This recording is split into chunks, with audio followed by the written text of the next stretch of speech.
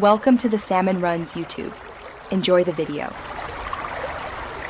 In this video, I will explain how to make crawfish bisque.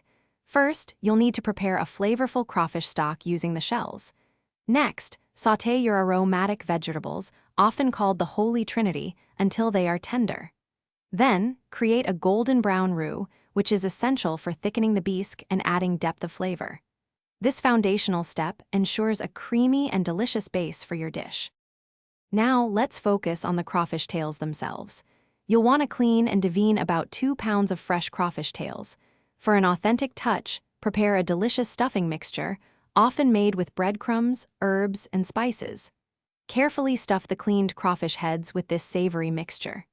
This step adds a unique texture and intensifies the crawfish flavor in every bite.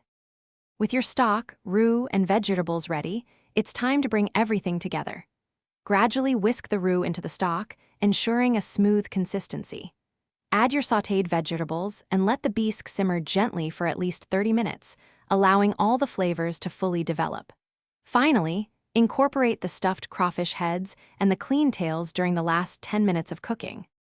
To finish your magnificent crawfish bisque, taste and adjust the seasonings. You might need a pinch more salt, black pepper, or a dash of cayenne for a little kick. Garnish each serving with freshly chopped parsley or sliced green onions for a vibrant touch. Serve this rich, flavorful bisque piping hot, perhaps alongside some warm, crusty bread to soak up every delicious drop. Enjoy your culinary masterpiece. Thanks for watching. Consider subscribing if we helped you.